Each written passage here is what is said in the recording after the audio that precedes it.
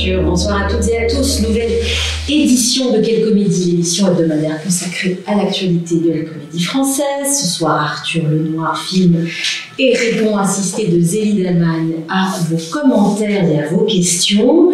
Notre émission du 3 avril sera consacrée aux costumes et à l'art de la scénographie à l'occasion de l'inauguration le 8 avril prochain, ce samedi, donc de l'aile scénographie du Centre national du costume et de la scène de Moulins. Moulins étant situé dans l'Allier, région Rhône-Alpes. Je m'adresse à vous, Delphine Pinaza. Bonsoir. Bonsoir.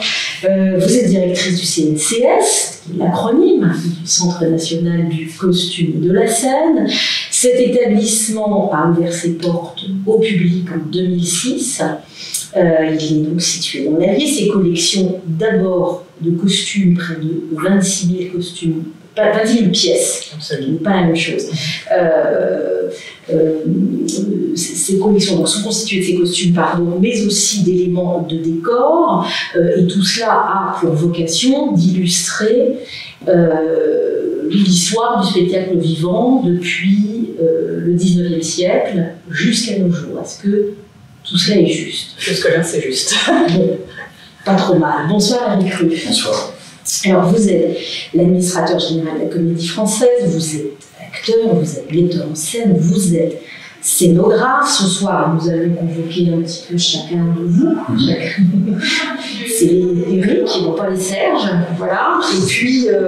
Et puis voilà, vous demandez d'intervenir sur, en tant peut-être que scénographe avant tout, puisque la Comédie Française, et vous particulièrement en tant que scénographe, êtes partie prenante dans cette ouverture au public le 8 avril de l'aile consacrée à la scénographie du CNCS que vous dirigez, Delphine Pinaza. Alors, la Comédie Française est avec la BNF, Bibliothèque nationale de France et l'Opéra national de Paris, l'une des 3 institutions fondatrices du CNCS, dont la collection est née en 2006 du dépôt de ces 3 institutions, Delphine Pinaza.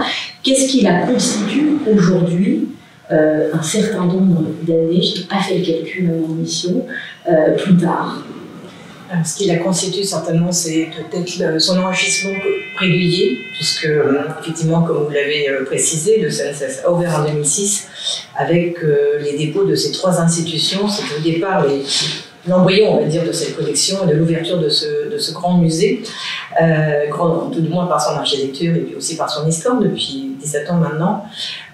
Donc c'est sur l'initiative du ministère de la Culture qui a décidé qu'il y avait ce bâtiment en propriété, puisqu'il a été classé monument historique, et ensuite, quelques années après, décrété pour accueillir justement cette collection de costumes de spectacles vivants qui n'avait pas vraiment de lieu jusqu'à présent pour être conservée.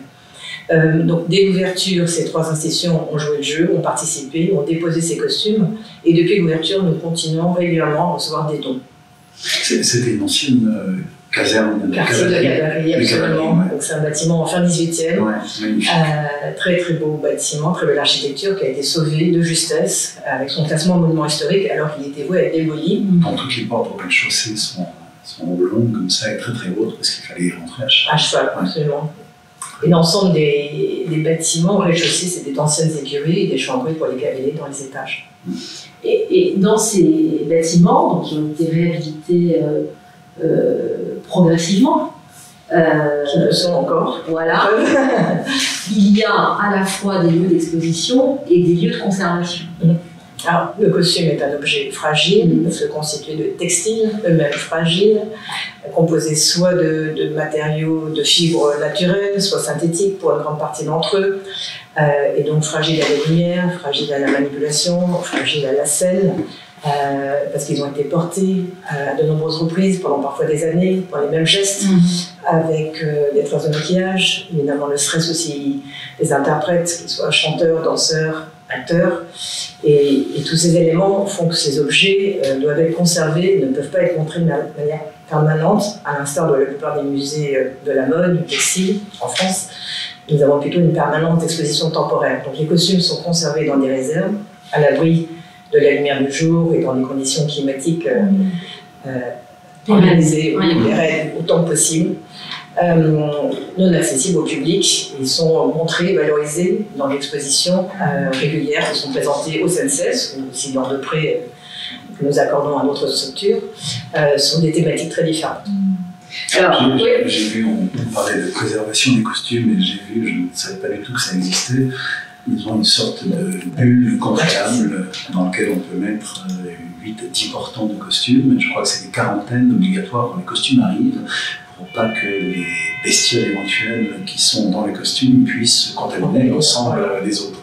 Donc il y a une espèce de quarantaine, et c'est de l'azote, c'est ça? Oui, en fait c'est une procédure d'intégration pour tout ce qui est textile, mais ça se fait aussi pour le papier, de sorte à ce que justement les pièces n'affectent pas justement le reste de la collection. Tout ce qui va rentrer dans les collections est d'abord mis en quarantaine dans une salle prévue pour, et ensuite, une fois par an, enfin une fois que la salle est remplie, on va dire, on fait une anoxie. Donc effectivement, c'est un principe, donc c'est un prestataire extérieur qui vient, c'était la visite de vendredi, donc en fait l'ensemble des pièces sont enfermées sous une bulle de plastique dans laquelle on va couper l'oxygène et on va monter la température. C'est le principe, c'est le même principe que les antimites. Oui, les antimites ou les antipunaises de lit. Oui, un peu plus sophistiqué malgré tout, mais c'est vraiment principe. Voilà. Mais c'est ça. Et quels sont les risques concrètement? Qu'est-ce qu'on trouve dans ces vêtements? Des mythes évidemment, ou d'autres types d'insectes qui peuvent se nourrir, parce que le textile ça se mange, mais aussi surtout de la poussière. Ça va être la poussière aussi qui va attirer justement des plumes, il y a du cuir, oui, les costumes, il y a énormément de matériaux variés, il y a des choses aussi en plastique qui peuvent être difficiles, mais bon, par rapport à ça. Alors le métal, c'est le seul matériau qui n'a pas besoin justement de passer en anoxie. Donc tout ce qui est armure, c'est bien, mais dès qu'il y a du textile ou du cuir, voilà, avec ce traitement, on fait quand même, mais quasiment qu'une seule fois. C'est-à-dire si un costume est prêté à l'extérieur et qu'on peut avoir un doute sur ces conditions du lieu, où ça peut arriver n'importe où, on peut dire, aussi, même dans des lieux très très bien, dans ces cas-là, il va repasser en anoxie. J'ai une question, je suis un peu douloureux. J'ai une question, c'est avant 2006, donc avant l'ouverture, où est-ce qu'étaient les stocks? Est-ce qu'il y avait d'autres endroits, notamment, je ne le sais pas, dans l'économie française, où est-ce qu'on stockait toutes ces pièces rares? Comment on faisait l'Opéra de Paris aussi? Alors, c'est rue Arnaud pour la Comédie Française, déjà depuis un moment. Ça avait commencé à être à l'étroit. Alors, la Bibliothèque nationale de France avait un lieu de stockage à Provins, avant d'avoir une bibliothèque Tolbiac. Et puis, pour l'Opéra de Paris, c'était à Dreux. En fait, non, la plupart de ces costumes sont des costumes sortis du répertoire, déclassés. Puisque justement ils ne peuvent pas rentrer dans les collections, évidemment. À partir du moment où les costumes rentrent dans un protocole patrimonial, ils ne sont plus portés. Voilà. Ça veut dire que c'est un peu le même principe avec les décors. On peut les exposer. Voilà. Effectivement, ils rentrent dans ce processus patrimonial, ce qui fait qu'on ne peut plus ensuite. Ils perdent leur fonction d'usage en fait. Il y a des objets historiques. Surtout préserver. En fait, c'est surtout par rapport à la préservation aussi la difficulté. C'est parce que c'est difficile aussi de mettre en œuvre tout un tas de procédures justement de conservation et en parallèle de les laisser porter. C'est un peu trop paradoxal. Donc. Et quels sont les critères qui te permettent de sélectionner ça, c'est difficile. les costumes? Ça, c'est difficile. Ça m'intrigue. Alors, c'est que des jeunes, si c'est possible. Et surtout, ça met un certain temps. Et alors, ça dépend des structures. Donc, la Comédie Française continue justement à déposer, comme l'Opéra de Paris. Très souvent, c'est à l'occasion de réformes ou de déclassements. L'Opéra, on parle plus de déclassement, mais je crois que la Comédie Française, on parle plus de réformes. Lorsqu'on décide qu'un spectacle ne sera pas joué, on casse dans la mise en scène originelle, ce qui arrive de temps en temps. On réforme le décor et on réforme les costumes. Voilà. Alors très souvent, je veux parler à la de la Comédie Française, mais en tout cas très souvent, il y a des éléments qui peuvent être gardés parce qu'ils peuvent être réutilisés. Souvent, c'est des éléments assez basiques, on va dire. Constitue le stock de costumes. Parce que c'est là où avec des capes marrons, ou des pantalons gris, ou des choses assez... Des manteaux militaires. Voilà, des choses qui peuvent vraiment resservir, qui n'ont pas forcément une patte artistique trop forte. Et puis ensuite, il y a toujours un fond... les ateliers ou les services, peut-être pour des répétitions aussi, il y a un stock aussi justement de répétitions qui peut servir. Et généralement, c'est à l'initiative du théâtre lui-même, la responsable, qui va à un moment prendre la tâche avec nous, qui va nous dire il y a un lot de costumes, il faut venir voir. Alors nous, on essaie de venir voir avant d'avoir les costumes sur place. Parce que au début, on a eu beaucoup de compagnies. Nous avons un peu, je vous mets tout dans le camion, et puis après, vous triez. Et quand on trie seul, surtout sans avoir l'information, avoir l'échange avec soit la responsable des costumes, soit le directeur de la compagnie. Voilà. Donc aujourd'hui, pour nous, on ne peut pas tout prendre, ça c'est clair. Vous avez des critères? Oui, on a des critères. On a des critères qui sont nombreux, mais qui sont avant tout l'histoire de la production, qui a quand même un intérêt. Si une œuvre, une production a été énormément représentée sur scène, ça a forcément un certain intérêt, mais peut-être que si elle n'a pas été représentée, ça a aussi un intérêt, pour d'autres raisons en tous les cas. Le créateur de costumes, forcément l'artiste qui l'a porté aussi, et puis le costume en lui-même, voilà, et le costume en lui-même. Donc tous ces critères un peu croisés, et aussi ce qu'on a déjà dans les collections. Parce que le but, c'est pas de multiplier infiniment justement des pièces qui pourraient être identiques. Surtout que, à ma connaissance, on n'aurait pas non plus un jour tombé sur un fond de costume très très ancien, puisque les plus anciens sont à la Comédie Française, sont dans le fond de la Comédie Française, mais je pense pas qu'on en trouve ailleurs. C'est quoi la tunique la plus ancienne qu'on ait conservée? Je parle pas de théâtre, je parle de... C'est quoi les Dans les vêtements, ouais, on parle du vêtement. Bah bon, des Égyptiens. Voilà, on parle du suaire aussi, de Christ, voilà. On est très très long, des tissus très anciens, effectivement. Voilà. Parce que quand on se donne la mission de conserver ces costumes, on se dit c'est pour combien de temps? Oui, l'éternité. Dans des conditions qui sont... Vous, dans votre éthique, c'est pour l'éternité. Alors, moi j'aurais du mal à dire ça comme mot, hein, quand même, parce que je me... Ça relativise. Oui, c'est ça, un petit peu, voilà. Un petit peu quand même. À notre échelle, déjà, oui, mais c'est vrai qu'on part sur cette idée de conserver, on se pose des questions de temps. Et se dire, le critère que moi j'ai aujourd'hui, et je ne suis pas seule, heureusement, ça va parler à quelle génération dans 50 ans, dans 100 ans, c'est rien. Et nous-mêmes, on est comme ça, dans le répertoire, c'est ça aussi. Tu vois le répertoire du début du siècle, je pense que c'est pas du tout le même répertoire d'aujourd'hui, etc., etc. Donc, on est peu de choses, je veux dire, quand on fait un choix. C'est ça qui est difficile. Donc, il faut essayer de concilier un peu tout, mais aussi quand même de ne pas encombrer les réserves pour des choses qui soit existent déjà et en fait, le monde crée et qu'est-ce qu'on garde. Alors, dans les acquisitions récentes, j'ai noté les costumes de la compagnie Louis Jouvet pour des productions du théâtre de l'Athénée entre 36 et 75. Ah ouais. Costumes portés par Lynn Renaud et effets personnels. Pour ça, je vais vous demander des choses. Costume de Christian Lacroix pour l'opéra. Adrienne Le Couvreur, voilà, mise en scène de Vincent Brissard pour Francfort 2012. Et dans les acquisitions en cours, il y a les costumes du Ballet National de Marseille, ou encore, et ça, clin d'œil à notre administrateur, Jean-Luc Choplin, les costumes provenant du Lido. Voilà, c'est occupé du Lido 2. Costume de scène de Lynn Renaud, c'est-à-dire que votre spectre, il n'est pas uniquement sur les chanteurs de l'Opéra Garnier et les grands acteurs de la troupe du français. Il est très large. Est-ce que vous allez jusqu'au stand-up, des artistes de stand-up? Pas encore, mais est-ce que vous avez la salopette de Coluche, par exemple? Non, on nous a proposé des costumes de Raymond Devaux. Ouais. Mais effectivement, l'idée, c'est d'aller dans le spectacle vivant et d'aller le plus large possible. C'est aussi parce que justement, peut-être d'autres lieux n'existent pas, qu'on peut toucher un public très large. Et dans ces critères de sélection, on pense aussi à son utilisation, et là peut-être à mon échelle de vie, effectivement à l'exposition. On pense aussi à comment valoriser en fait ce qu'on nous donne. Ça veut dire que, par exemple, si vous partez sur un personnage comme Lynn Renaud, vous avez en tête, à un moment donné, de proposer l'exposition, soit sur ce personnage-là, soit sur cet univers du musical, par exemple des chanteuses de musical.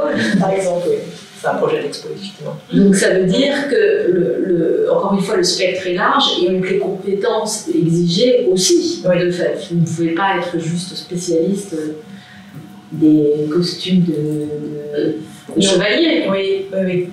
Alors c'est vrai que souvent nous, quand on rentre les acquisitions, quand on rentre les costumes, c'est pas forcément le moment, à ce moment-là on peut travailler sur ces costumes, c'est plutôt le moment des expositions. Parce que c'est vrai qu'on va faire le travail assez administratif, de gestion, d'inventaire, d'anoxie, de prise de photos, de prise de mesures, de conditionnement. Donc on va faire un travail d'inventaire, de gestion et de conditionnement, de sorte à ce que le costume, lui, soit bien préservé.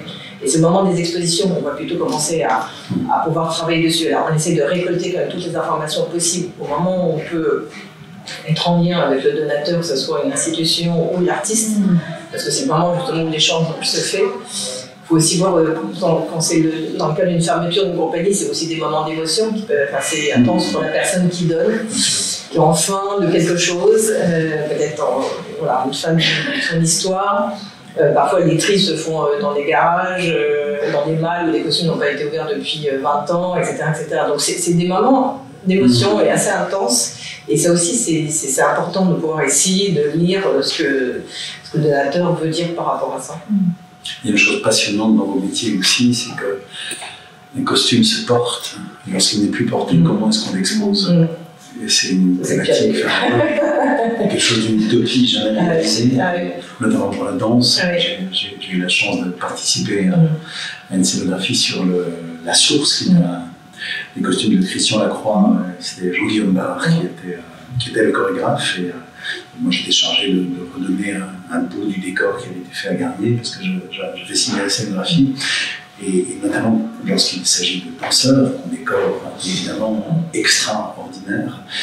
Quel mannequin peut remplacer ça, donner l'idée d'un mouvement, arrêter ou non? Donc je sais que chez vous c'est une recherche incessante. Ouais, elle est absolument passionnante. Vous, en tant qu'acteur, est-ce qu'il y a des costumes qui vous ont marqué, des costumes que vous vouliez garder? Est-ce que vous attachez l'importance à cela?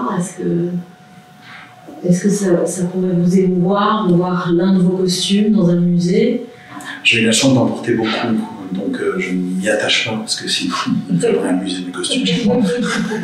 Donc non, c'est pas ça. Et encore une fois, la comédie française, il y a cette chose que je trouve admirable, c'est que ceux qui ne sont pas choisis justement par le musée du costume tombent dans le stock et ils sont réutilisés. Et très souvent, je vois un jeune homme passer avec un costume qui me dit quelque chose, il suffit que je regarde sur le col, il y a une étiquette comme quand on part en colo, quand on est petit.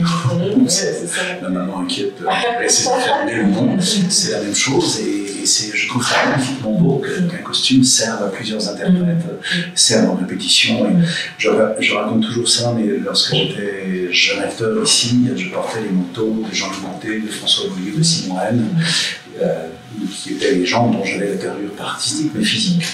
Et à un moment, je me suis intéressé à leur carrière, et finalement, j'ai dans ma carrière joué les mêmes rôles qu'eux. Comme si le fait de rentrer dans le costume, rentrer dans le manteau, faisait qu'il y avait une sorte d'imaginaire collectif d'emploi. Moi, j'aime bien ce mot-là, dans lequel on rentrait. Je trouve que c'est une belle histoire. Donc on est dépossédé de son costume, mais on est dépossédé parce qu'il sert encore. Et c'est une manière de le faire vivre, ou de vivre dans son costume et de le laisser aller, que j'aime infiniment. Et puis on adore les costumes dans lesquels on répète.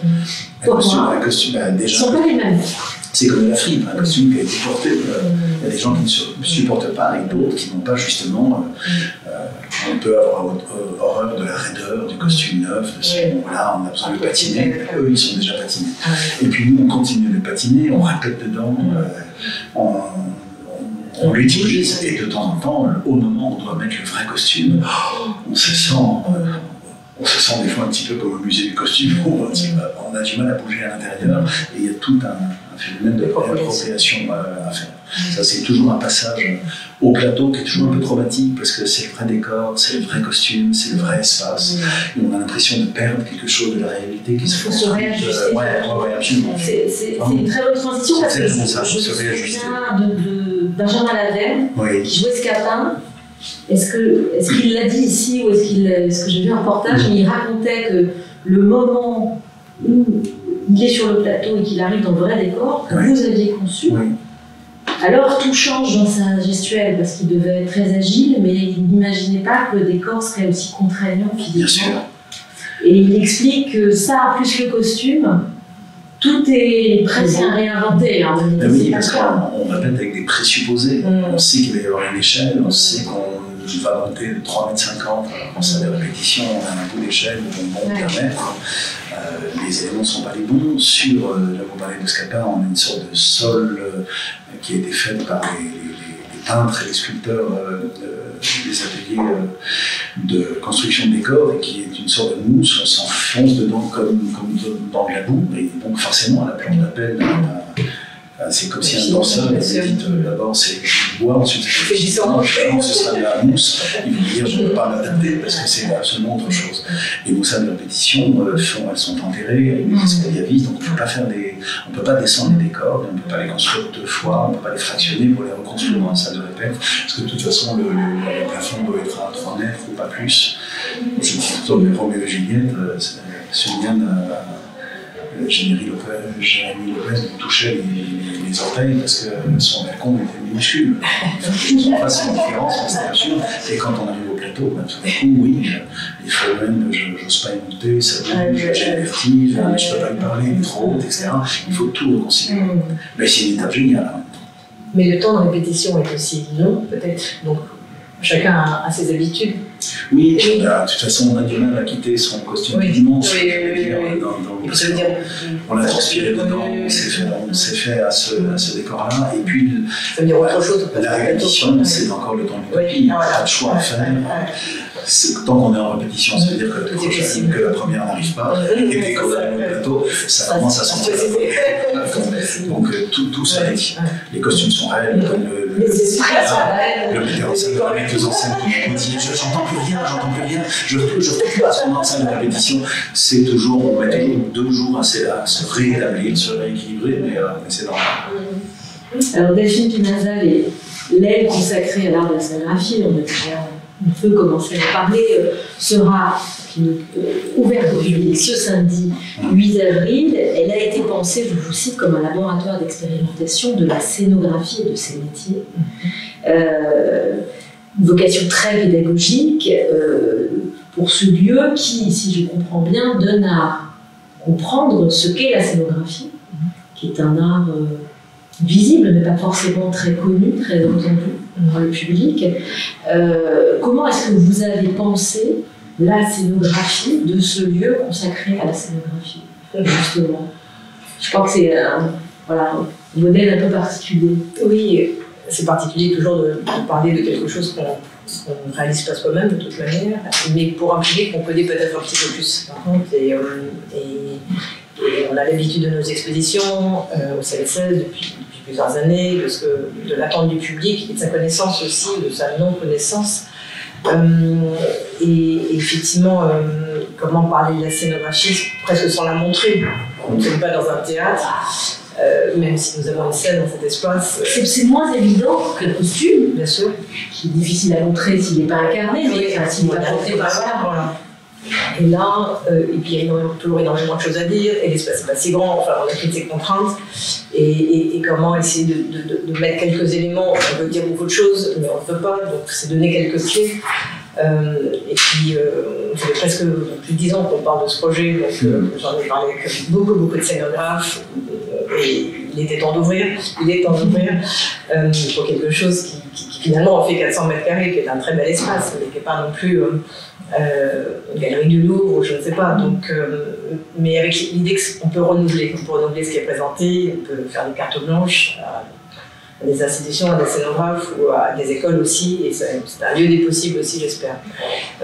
Donc assez simplement, on a posé les choses en 3 actes, en essayant d'évoquer la partie conception. Alors on avait fait des journées d'études dans laquelle j'étais intervenue, et justement de se dire que l'idée n'est pas de faire un musée du théâtre, et l'idée n'est pas de parler que du théâtre à l'ancienne, mais au contraire d'essayer de montrer quelque chose de vivant. Et je veux dire, il n'y a pas besoin du 7-16 pour montrer le vivant, mais pour le public c'est quand même important. Donc on est parti sur l'idée de montrer sa conception et comment sortir des idées et des images de la tête d'un scénographe. Comment est-ce qu'une fois que cette conception elle est réalisée, validée par le metteur en scène et le scénographe, on passe à sa conception. Et donc à l'échelle 1 justement de cette maquette, et ensuite la scène. Voilà. Et c'est aussi pour ça qu'on a donné le nom de la scène à cet espace, parce que la finalité, c'est la scène, même si on parle de scénographie. La carte blanche, alors, pour cette première exposition, est-ce que vous voulez en parler? Ce serait plutôt terrible. La présenter, oui. Il y a quelque chose, je n'avais plus en mémoire, effectivement, que j'avais participé à un moment. Est-ce que c'est possible ou pas? Il y a quelque chose de très utopique, donc c'est très séduisant, évidemment, parce que présenter un décor sans acteur, c'est effectivement comme un costume sans mouvement, donc comment est-ce qu'on le pense? La beauté, c'est qu'on peut s'approcher, un décor est vu pour être... est fait pour être vu de loin, et là pour le coup on peut s'approcher, mais le stockage de décors, j'en sais quelque chose, la réforme des décors vient surtout du fait qu'au bout d'un moment il n'y a plus de place pour les stocker, il faudra avoir le hall de la gare de l'Est pour le faire. Donc c'est déjà un problème. Puis l'autre problème, c'est que tout est maquette, donc l'atelier de l'art du scénographe, il travaille, nous ne travaillons qu'avec finalement des matériaux extrêmement légers, donc ils n'ont pas une tenue dans le temps très long. C'est du balsa, c'est des choses collées, c'est du carton plume, généralement ça se tord, ça s'abîme. Donc on a la volonté finalement de conserver des choses qui ne sont pas faites pour durer. Donc j'aime beaucoup cette petite fraction de temps dans lequel on peut rentrer. Et là je suis très honoré que ce soit le décor du Cyrano de Bergerac que j'ai eu la chance de scénographier sous l'autorité de Denis Podalides, dans lequel j'ai joué également. C'était la proposition de Philippe Pinaza et de Jean-Luc Choplin aussi, qui m'a demandé est-ce que c'était comme contributeur au costume, est-ce qu'on pouvait le faire là. Et je me suis dit oui, et j'ai dit à Delphine oui, il y a ce Cyrano qu'on n'a pas repris, là, qui est encore là. Et alors pour le coup, si ça doit être pédagogique, il a tout ce qu'il faut. Il a tout ce qu'il faut parce qu'il est coloré, parce que l'ensemble des services ont travaillé dessus, et parce que Rostand lui-même, dans les 20 premières minutes de son Cyrano, c'est une ode au métier du théâtre. Avant même que Cyrano interrompe la chlorise, il y a toute la vie frémissante de la bouquetière, des techniciens qui passent, etc. Un petit peu à l'ancienne évidemment, mais ça nous avait permis, et Denis disait tout le temps qu'il fallait que le ventre du théâtre soit fécond, et que cette pièce était une pièce d'un auteur qui savait les coulisses, qui savait les métiers, et donc on avait l'ambition de faire jouer les dessous, les seins, tout ce qu'on pouvait, et il est vrai que la contribution des services de la Comédie Française a été très intense. Donc pour le coup, oui, il y a dans le premier espace... il y a le bureau du scénographe. Donc il y a les maquettes évidemment, il y a quand on décide de faire une forêt, comme de quoi est-elle constituée, donc on regarde les bouquins de peinture, qu'est-ce qu'on aimerait, c'est quoi la poésie qu'on va chercher, l'onirisme qu'on va chercher, et puis ensuite il y a un second espace où là c'est très intéressant parce qu'il y a tous les métiers, les tapissiers, il y a les serruriers, il y a les menuisiers, les bureaux d'études, etc. Puis on essaie toujours de donner une déclinaison qui va avec le spectacle présenté, mais aussi ce qu'est ce métier-là en soi. Donc ça peut être des vocations, c'est comme un salon des métiers.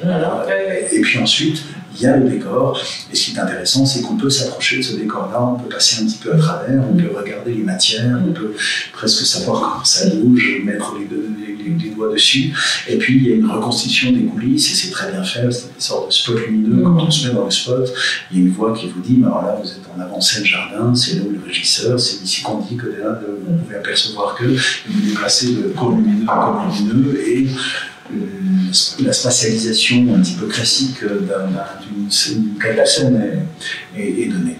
Et c'est très pédagogique pour le coup, ça, en tout cas on peut vraiment y amener les enfants. De toute façon, nous ne sommes que des enfants de théâtre, donc ça concerne tous les âges.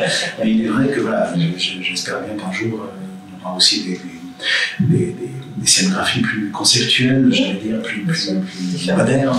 Là, je trouve que pour commencer, j'avais convenu avec Delphine que celle-ci était plutôt pas mal parce qu'elle faisait vibrer encore une fois tous les grands et petits métiers du théâtre de scène. Et la Comédie Française, l'œuvre de Rostand. Ouais, les savoir-faire de la Comédie Française, les ateliers. Qu'est-ce que c'est qu'un scénographe? Parce que vous avez dû vous questionner, puisqu'il fallait être pédagogique. Détricoter un peu l'ouvrage Pour l'expliquer. Le scénographe, en fait, on pense toujours qu'il y a quelqu'un qui rêve en espace, et puis ensuite cet espace est fait. Et tout le passage par les ateliers, les gens ne le supposent pas. Dès que j'ai l'opportunité d'emmener des gens aux ateliers des décors de la Comédie Française, ils me sortent toujours absolument fascinés, éblouis, parce que la technicité de sa demande, alors que le spectateur n'a qu'une impression de légèreté, c'est l'émotion, alors que une perceuse à colonne d'un serrurier à la Comédie Française, c'est des objets, enfin c'est quelqu'un, c'est la forme de quelqu'un, c'est des choses extrêmement dingues. Donc le rapport entre ce qu'il faut mettre en œuvre et la légèreté du sentiment, moi, est un paradoxe qui me fascine.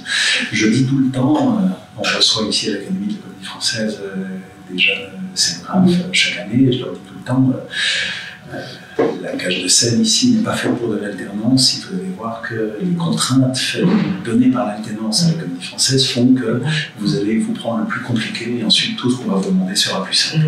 Mais je dis toujours, un scénographe est celui qui fait un plus avec les moins.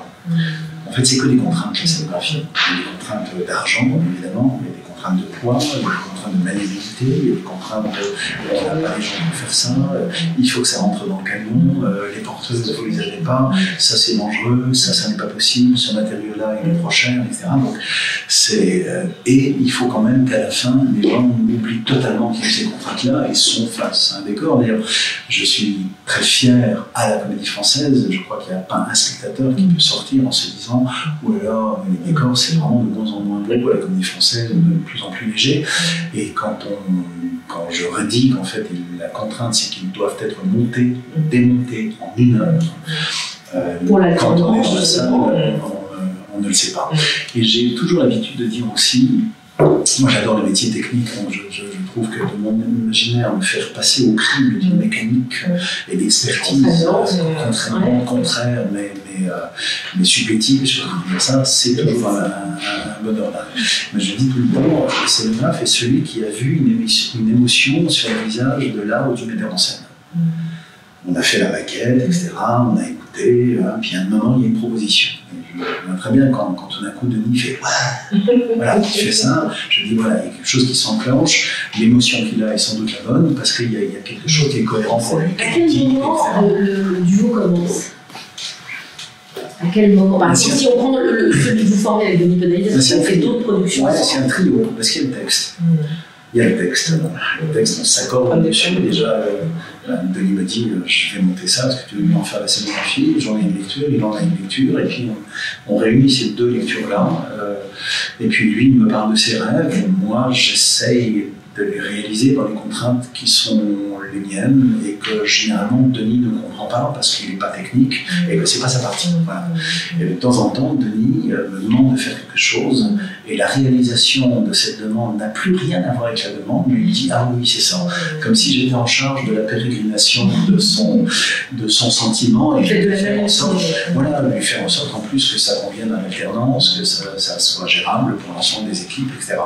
Mais ce qui a toujours de plus beau, je trouve, c'est quand ces petites émotions sur le visage du metteur en scène, il faut la conserver comme un petit poussin. Vous sortez, vous avez un petit poussin dans les mains et vous allez traverser une plaine ou une place de l'Étoile. Et tout le monde va venir vous dire mais on va faire ça ou ça et ça c'est mieux, etc. Et en plus, vous rencontrez que les métiers que vous ne connaissez pas, des gens qui ont une expertise dingue de leur métier et qui ont des solutions techniques géniales, mais qui potentiellement peuvent faire que votre poussin ne va plus ressembler à un poussin à la fin. Voilà. J'ai toujours, dans Lucrèce Borgia, ces architectures vénitiennes que j'avais mis les unes sur les autres parce que je m'étais aperçu qu'en les mettant les unes sur les autres, il y avait quelque chose d'arachnéen. Au bout d'un moment, il y avait quelque chose qui ressemblait à un piège, qui ressemblait presque à une nasse, des pièges marins, comme ça. Mais je voulais absolument que ça soit léger parce que plein de fois, Denis, sur la maquette, la cognait un peu en se levant et tout faisait comme ça.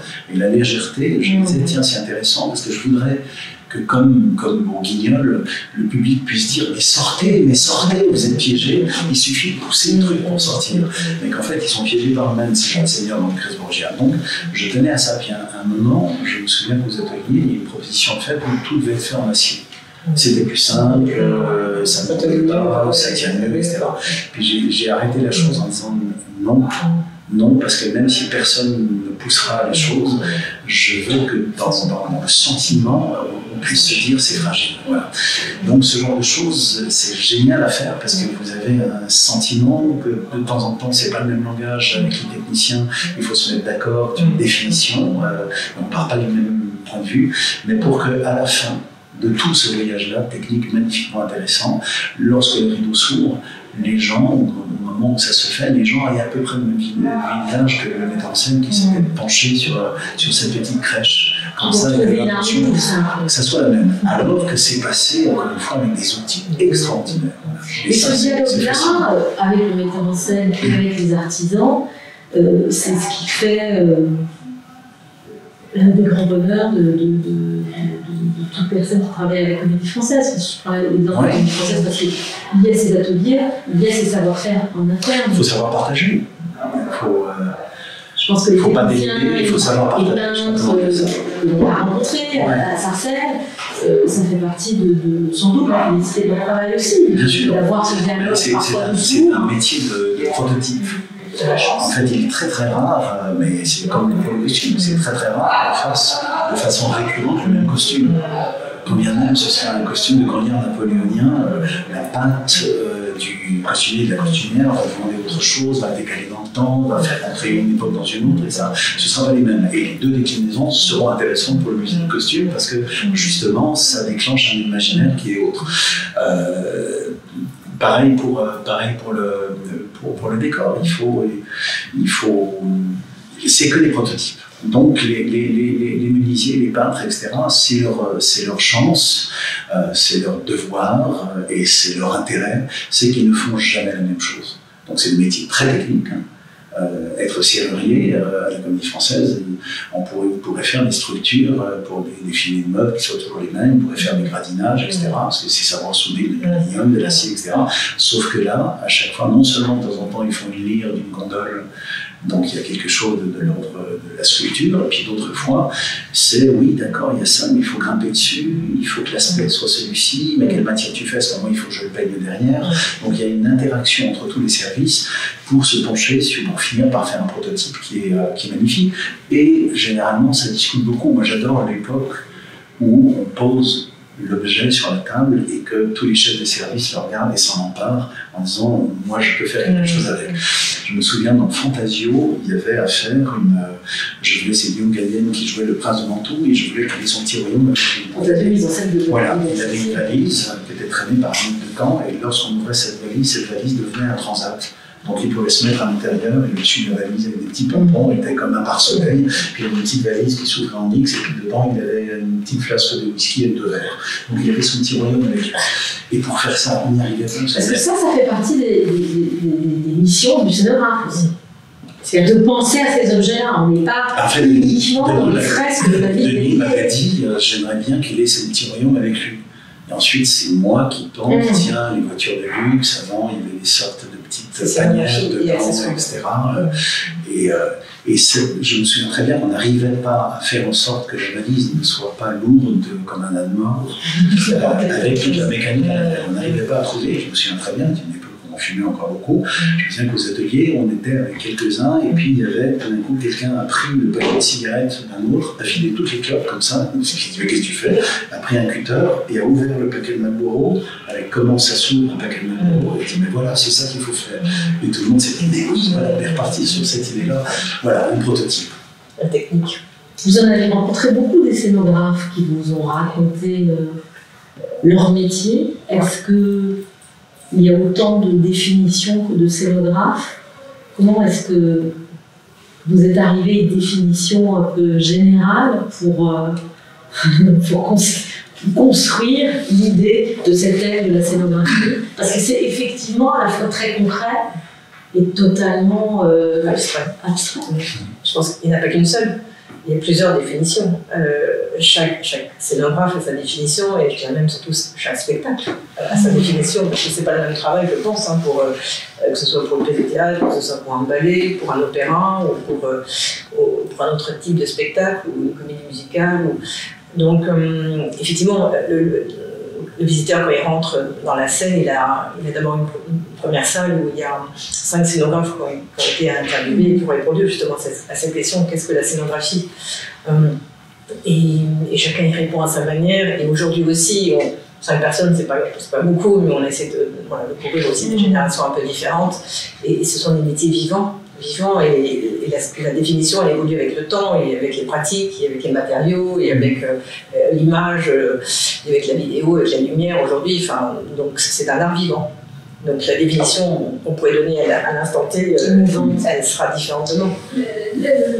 Ce métier que vous pratiquez, comme celui d'acteur, comme celui de metteur en scène, comme celui d'administrateur, il a évolué au fil de votre pratique? Ou est-ce que c'est toujours la même gourmandise face à un jouet qu'il va falloir construire, déconstruire? Oui, il a évolué. Alors je ne ferai plus maintenant un Cyrano comme je l'ai fait. J'observe ça. Ma première scénographie rentre au musée, ça ne me rajeunit pas. Mais je ne travaille plus de la même façon. Mais, et puis je suis constamment avec de jeunes scénographes qui ont des pratiques qui ne sont pas du tout les mêmes, les références qui ne sont pas les mêmes, la vidéo, la 3D, enfin, tous ces trucs-là. De temps en temps, rarement finalement, j'ai eu peur à un moment que l'ensemble des présentations de maquettes, vous savez qu'une présentation de maquette, c'est l'ensemble des corps de métier qui vont travailler. Ça fait partie, la maquette, du travail du scénographe. Oui. La maquette peut être refusée, c'est-à-dire la maquette est la définition en volume, logiquement, de ce que va être la scénographie. Donc c'est là que tout un chacun peut dire non, ça va être beaucoup trop cher, non, ça ne rentrera pas, cet élément-là ne passera jamais sur le cahier de déchargement, enfin, plein de choses comme ça. On peut comprendre, pardon, cette maquette, elle arrive à un moment où on s'est déjà entendu le metteur en scène. Oui, bien sûr. Comme un accord, on présente une maquette, absolument, on l'a validé. L'administrateur, c'est... Après la validation avec le metteur en scène, avec le costumier, avec la lumière, avec le son, c'est très souvent, il y a pas mal de choses qui interdépendent. Et puis ensuite, on pose la maquette, et oui, la maquette va être prise en main par des ateliers, la maquette va posséder une certaine économie ou non, et c'est là qu'il y a des choses qui passent ou qui ne passent pas. Et elle est toujours en volume, mais depuis quelques temps, de temps en temps, on a des maquettes en 3D. Comme des avatars, comme ça, où tout d'un coup, c'est un logiciel qui fait ça, et qui nous présente, et on peut se balader dans la maquette. Je vois rentrer des jeunes pensionnaires que je n'ai jamais choisis, qui rentrent dans l'espace, qui sortent, qui nous les portent. Voilà, et j'ai eu peur à un moment qu'on ne puisse plus conserver ce qu'on ne peut pas conserver. Étant donné la légèreté des matériaux, mais j'ai eu peur que tout d'un coup, la salle des maquettes soit un tiroir avec des clés USB dedans. Et en fait, non, il y a quelque chose qui résiste. Parce que un peintre a besoin, si vous faites une couleur sur la maquette, il la prend sur quelque lumière que ce soit, il va la reproduire. Si vous lui montrez une couleur sur un écran, il va vous dire il faut un nuancier parce que sur l'écran de mon collègue, c'est pas du tout le même truc. Sur l'impression encore moins. Enfin, il y a une chose qui n'est pas si facile que ça. Il y a une part de magie. Vous exposez des maquettes également dans cet espace. Il y a une part de magie dans les maquettes là. La salle où sont conservées les maquettes des ateliers de Sarcelles, que je connais. Par d'enfance. Par d'enfance, c'est assez miraculeux, c'est les maisons de Pouquet, alors donc ça peut être assez flippant aussi parfois. Il y a un côté, effectivement, conte pour enfants. C'est des mondes réinventés. Il y a même des artistes contemporains qui font des maquettes que pour la maquette. Des petites cosmogonies. Voilà, des mondes lilliputiens comme ça, avec une précision absolument Patrick Seurin, qui fait que ce n'est pas des maquettes qui vont donner une réalisation. C'est le but, c'est de faire. Ça s'arrête au sein. Les maquettes de Patrick Seurin, vous en parlez? C'est des univers, justement, effectivement, c'est un cadre de magie, parce qu'en plus, il fait intervenir justement des éléments lumineux, des miroirs, des illusions en fait, il y a le côté illusion. Au théâtre, il y a toujours un côté illusion, et le travail de la maquette, là pour Cyrano, on a la chance à la fois d'avoir les croquis, le carnet croquis d'Éric, et effectivement, qui s'arrête la première étape après l'échange avec Denis et avec le metteur en scène, parce que finalement, quand même, la scénographie, il faut qu'elle arrive assez tôt dans le timing de tout le process de création, puisqu'il faut même le temps de la création, de la fabrication d'atelier. Et les costumes arrivent peut-être quand même juste après, et surtout la scénographie. Pour moi, d'extérieur, j'ai vraiment l'impression que c'est un sujet auquel tout le monde concerte autour. Peut-être parce que c'est en volume, parce que ça concerne les ateliers. Alors, le costume, je suis pas sûre que le créateur de costume ait autant d'intervenants autour de lui, si ce n'est des artistes, par contre, c'est pas la moindre des choses. Et les ateliers, oui. Mais peut-être moins toute une direction, je sais pas. Enfin, mais donc le process de création est assez long et mûri, mais peut-être aussi il y a des interférences de l'extérieur qui arrivent. Les maquettes de costumes sont toujours validées en même temps que la scénographie. Il y a des enjeux économiques aussi autour de. Vous disiez, ça peut être refusé. Donc, se lancer dans une production sans. Il y a plein d'enjeux avec la comédie française. Budget. Parfois, il y a des enjeux de faisabilité. Par exemple, il y a certaines scénographies où on peut avoir certaines ambitions à partir du moment où vous n'avez pas de sol. Si vous avez un sol, il y a moins d'ambition. C'est tout bête parce que le temps de poser le sol sur une heure, c'est déjà une surface. Le sol nu tel qu'elle la salle. Voilà, ce qu'on appelle le sol technique, on n'a pas à préparer quelque chose. Par contre, avant de monter le décor, si vous avez un sol, il faut déjà le placer. Et c'est des plaques de 1 mètre sur 2 qui sont très lourdes, qui se calpinent. On appelle ça, qui se rentrent les unes dans les autres pour bien faire le truc, et déjà 20 minutes sont passées avant même de construire le sol. Et alors, qu'est-ce qui justifie l'utilisation d'un sol? Moi, je suis assez peu sensible au sol. Je sais que certains metteuses et metteurs en scène sont très sensibles au sol. Alors, dans le théâtre à l'italien, il y a une sorte d'absurdité qui fait que le sol n'est pas pris l'orchestre. Non, on ne voit pas. Sur sa Richelieu, on ne voit pas. Par contre, dès que vous êtes au balcon, vous avez une vue sur le sol, et même la géographie des mouvements, les positions des corps, les tensions entre les corps, c'est une chose que vous pouvez décliner beaucoup plus. Donc finalement, les gens qui payent le plus cher ne sont pas forcément les plus privilégiés de ce côté-là. Mais poser un sol, des fois, un sol est un décor. Souvenez-vous de l'Electro-Rest, le sol c'était de la boue, et le principe scénographique, parce que ça induisait du jeu, le fait que sur un terrain comme ça, personne ne peut être campé, que tout glisse tout le temps, que c'est pas des matières sur lesquelles on ne peut pas vivre, et quand vous laissez les gens vivre, là, il y a toujours un moment où vous mettez sur le coup d'une violence qui va éclater au bout d'un moment. Donc là, c'est Thomas Sotomayor sur la Nuit des Rois, le sol était extrêmement important aussi, que ce soit du sable, de la boue, etc. Ce qu'on appelle des scénographies matières. Donc là, pour le coup, il prend. Et puis pour l'acteur, ça n'est pas rien. C'est vrai que pour l'acteur, être dans du sable, être dans de la mousse, être dans du dur, on dit de temps en temps que le personnage, il y a des gens qui disent que le personnage est dans les chaussures, il y a des acteurs qui me disent, moi, donnez-moi la chaussure, je dirais qu'il y a des personnages qui sont d'une extrême définition, attention là-dessus. Moi, ce qui n'est pas mon cas, mais si vous jouez pieds nus, si vous jouez avec des bottes militaires, ce que ça veut dire pour le corps, n'est pas du tout la même chose. Donc oui, le sol est extrêmement important. Ensuite, le décor doit se voir, ne pas se voir. Moi, j'adore quand, en tant qu'acteur, je sens que le décor va prendre une part du sens que je n'ai pas apporté. Et puis, de temps en temps, je sais que le décor ne peut pas tout faire, et que là, il faut que je coïncide avec lui. Mais c'est un partenaire, voilà. Et puis, c'est un partenaire qui me donne aussi, de temps en temps, des positions. Je peux sortir un couvre, un jardin, je peux sortir là, j'ai une espèce de liberté, je peux échapper un petit peu partout. Quand de temps en temps j'ai une fenêtre, un escalier, j'adore les escaliers pour ça, parce que quand vous travaillez au-dessus d'un escalier, vous êtes au mi-temps de la salle, dans sa hauteur.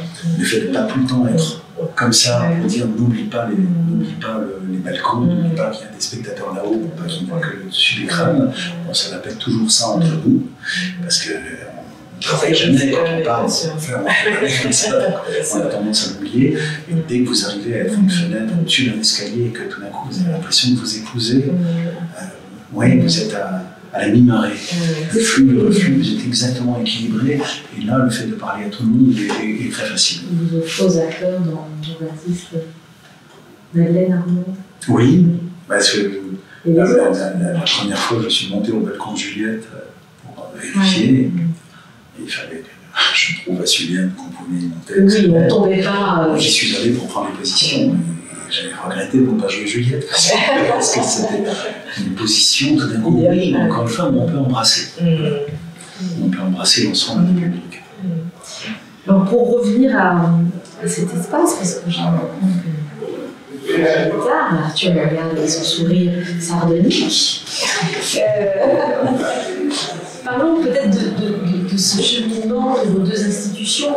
Éric Ruff, le patrimoine de la Comédie Française est vaste, il est immatériel, puisque c'est une société de talent, il est littéraire, puisque c'est un répertoire, il est matériel, c'est un bâtiment, ce sont des œuvres qui sont là, les gens qui travaillent ici vivent avec des œuvres toute la journée, ce mobilier, des costumes, c'est aussi un patrimoine de savoir-faire, des archives.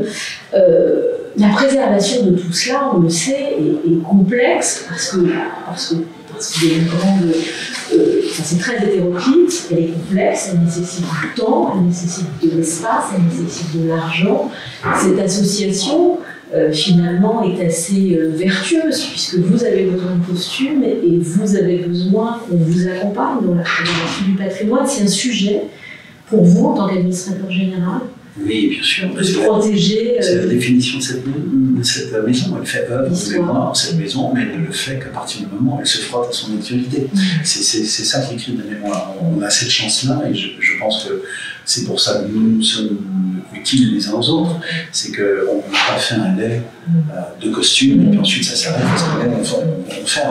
On a presque des problèmes du nombre de demandes et du nombre de portants qu'on lui apporte parce que c'est une histoire qui ne s'en vient pour le coup. Mais la charge est lourde. C'est le bonheur de cette maison. Ah non, c'est tellement extraordinaire. C'est tellement extraordinaire. Il y a tellement de lieux qui sont que muséaux, il y a tellement de lieux qui sont que pour le contemporain. Le fait de se faire se rencontrer les deux, c'est exceptionnel. Et d'ailleurs, il y a des costumes que nous n'avons pas employés à Moulins parce qu'ils nous servent encore, parce que ça fait partie des plus anciens et qu'on y revient pour comprendre comment c'était fait. Parce qu'en fait, on oublie.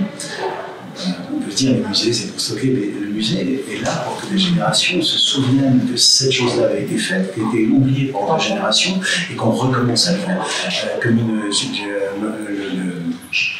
Quand Mouchkine a été rechercher les derniers artisans italiens qui savaient faire des masques à l'italienne pour faire tous ces spectacles, ça aurait été plus facile s'il y avait un musée qui conservait. Si votre musée avait été qui vient, est-ce que justement des chercheurs ou des professionnels, quel est votre public? Il est varié, mais avant tout, aussi préciser qu'effectivement les costumes peuvent aussi revenir dans les théâtres pour copie, par exemple. Et ça nous arrive, que ce soit avec la Comédie Française et aussi l'Opéra de Paris, on a eu plusieurs fois le cas de quelques ballets qui ont été remontés, des ballets de Serge Diffard créés dans les années 50 pour lesquels nous conservons les costumes. Et de toute manière, il aurait été hors de question que les danseurs des années 2000 puissent reporter ces costumes parce que les morphologies avaient évolué, que les costumes n'étaient pas non plus complets parce qu'on n'a jamais toute la production. C'est aussi un élément que je peux donner à certains donateurs en disant moi je ne vais pas remonter le spectacle parce que c'est pas la vocation, sauf à ce qu'une structure me dise celui-là il faut le garder parce que dans son intégralité, ce qui peut aussi tout à fait s'entendre. Et avant d'être un musée, d'ailleurs on n'a pas ce nom dans notre titre, on est un centre là aussi parce que pour différentes raisons, mais je pense que son essence même c'est pas uniquement de conserver parce que c'est les trésors et même si le public est assez attaché à ce type de notions, que c'est les plus belles choses qui sont ici, parce que ce qu'on est dans un musée, c'est peut-être un peu l'idée qu'on en a tous, mais au contraire, c'est plutôt un lieu qui peut servir, qu'il soit un lieu de ressources pour les jeunes chercheurs ou pour des professionnels, voilà, des utilisateurs, des professionnels qui ont envie de revenir dessus, de voir comment c'était fait, de quelle technique. Renato Bianchi, qui a œuvré dans cette maison pendant des années, lui-même a travaillé sur la base de certains costumes, lui et d'autres, sur des costumes historiques, justement pour comprendre comment c'était réalisé. On a tous besoin du passé pour comprendre où on va, de toute manière. Donc, et cette vocation, moi, elle est très importante et c'est encore ce pas qu'il faut arriver à franchir pour que justement les anglo-saxons sont assez précoces pour vraiment étudier le costume. En France, on a un petit peu peut-être l'habitude de voir les influences, la mode, l'historique, l'esthétique. Vous ouvrez un ouvrage d'un musée anglais, il y a toujours un dessin technique sur le costume. On regarde il y a des qui sont plus pragmatiques. Oui, et d'essayer de transmettre. Et nous, elle est romantique, notre vision, elle est patrimoniale. Beaux-arts, oui, l'art. Enfin, bon, peut-être que ça peut. Gros sujet. Ça me dit après ça. Je connais ça, c'est une perception culturelle différente. On revient aussi au savoir-faire, au métier. Vous le voyez tous les jours, de toute manière, justement, cette reconsidération du savoir-faire et de la technique. La beauté, c'est autre chose. On s'en fout de dire. Elle est accessoire. Elle est autre. Mais, et c'est important comme notion à faire passer, je pense. Justement, on n'est pas juste artiste parce qu'on fait des belles choses. On est autre chose. Ce qu'on conserve, on ne parle pas. Enfin, le musée du costume ne parle pas que du costume. Il parle de nos imaginaires, de ce que nous avons traversé, comment les choses ont rebondi. C'est sociologique, c'est économique, c'est les chercheurs qui viennent à la Comédie Française, ils ne viennent pas forcément pour le théâtre, ils y viennent parce que c'est comme un bout de fil d'Ariane, on a conservé des choses sur comment on faisait du théâtre à Paris depuis 1681, et ça intéresse des chercheurs du monde entier, parce que rares sont les connaissances qui n'ont pas été rompues. Donc ça parle de tout, ça démarre de cette chose-là, mais ça a un sens beaucoup plus, et un intérêt beaucoup plus profond. Vous évoquiez les corps différents des années 50 à ceux d'aujourd'hui. C'est aussi une histoire du corps. Absolument. Et ça, c'est peut-être aujourd'hui dans les costumes, dans les décors, dans l'espace. On parle de l'espace. Les accessoires. Le corps dans l'espace, le corps avec un costume qui serait dit un costume reine, un costume lourd, des chaussures, des chapeaux, enfin des choses qu'on ne porte plus du tout dans le quotidien non plus. Et on n'est pas tous les jours en mousquetaire. Même si certains après, a priori, après ici, bon, il y en a dans les cheveux, je ne sais. Mais voilà, donc, et effectivement, avant, il y avait des cours de maintien, et des cours de portée, de savoir marcher avec un costume, une robe à panier. Dans les théâtres. Voilà, dans les cours de théâtre. Donc, on parle du corps, on parle de l'espace, on parle des couleurs, on parle de géométrie, on peut parler de beaucoup de choses autour du costume, on parle de l'autre, on fait des petits cours de théâtre aussi pour certains publics, que ce soit des publics plus âgés, évidemment pour les enfants, mais donc en fait, on tire beaucoup de fils. Bon, écoutez, je crois qu'il est vraiment l'heure. Merci beaucoup. Merci Delphine Pinada de votre présence. Merci Eric. Ça vaut le coup d'être à Moulins. C'est 2 heures et demie depuis la gare de Bercy. Ensuite, vous sortez de la gare et vous traversez pendant quelques minutes une ville qui est très belle parce qu'il y a très peu d'immeubles. Vous êtes en contact avec le ciel comme jamais à Paris. Vous traversez un grand fleuve avec un pont magnifique et vous arrivez là-bas et vous êtes très bien reçu. Et ce musée a des qualités exceptionnelles. Formidable. Donc, une nouvelle scénographie avec Sierra. Dès samedi 8 avril, le CNC de Moulins ouvre les portes de son nouvel espace consacré à la scénographie. Voilà, elle présente pour l'occasion des éléments de la scénographie de Cyrano de Bergerac, mise en scène par Mimi Godardès, que vous avez réalisé, Ruff. Voilà, pour conclure, alors nous souhaitons la bienvenue à Léa Lopez, nouvelle pensionnaire de la troupe depuis le 1er avril, suivie dans quelques semaines, je crois, à partir du 9 mai, par Sefa Yeboah et Jordan Razvi, qui lui arrive bientôt en tant qu'artiste auxiliaire. Voilà, pas d'émission la semaine prochaine pour cause de chasse aux œufs de Pâques. Judith Chen est partie chercher les œufs, voilà, elle ne sera pas rentrée. Et vous la retrouverez le 17 avril autour de la distribution de la fausse suivante où le public punit, voilà, le prochain théâtre à la table proposé par la Comédie Française dirigée par Claire de la Rue du Camp. En attendant, eh bien, bonne semaine avec la Comédie Française. Merci Arthur, qui n'a pas du tout un sourire sardonique. Merci Zélie.